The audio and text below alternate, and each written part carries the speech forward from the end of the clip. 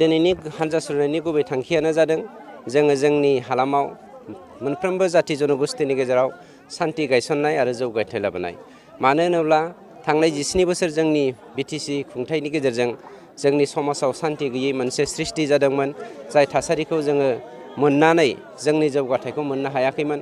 बेनिखायनो जोंनि इउपिपिएल हान्जाया बे बाराव बिसायख'थिनि गेजेरजों जों जे सरकार दानो थांगासिनो दं बे रोखा जाबाय आरो सरकार दानायनि उनाव जोंनि गामिनि जा गुफुं गैयै मोनसे थासारि बेखौ फोजोबनायजों लोगोसे जों जौगाथाय लाबोनायनि जा मिजिंजों गामि आरो हालामाव माबायदि जौगाथाय गैयै जानानै दङ, माबायदि दुखु खस्थ' सैसोना दङ, बेफोरखौ जों गाव साफा साफा बिजाथि जानानै मोनदांनायनि गेजेरजों सुफुंनायनि थांखिजों जोंनि दिनैनि हान्जा सुरनायनि गुबै हाबाफारि।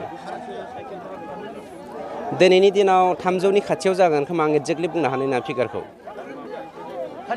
दिनै सानथामनि आखाइ होफैबाय। 5 थारिखनि गेजेराव जोङो साइकेल रेलिखौ एबा हान्जा सुरनायखौ फोजोबगोन। समष्टि जौगाथाय होनोब्ला जि हारिया, जि हालामा, जि रायजोआ सोलोंथाइ गैया बे हालामा मालाबाबो जौगानो हाया। नंखायनो जों जे सोलोंथाइ बिथिङाव बिराद गोग्लैसोनानै दङ, बेवहाय नोंथांमोना साफा साफा मिडिया पार्सन हिसाबै गिदिंनानै मोनखादों।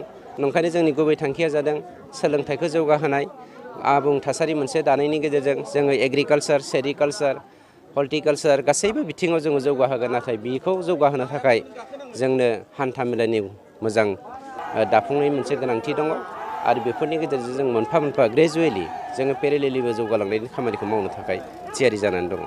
लानायनि गुबै थांखियानो जादों रायजो राजाफ्रा बिराद सैसोनानै दङ, दुखु दाहा खदैजों मोदैजों गोग्लैसोनानै दङ।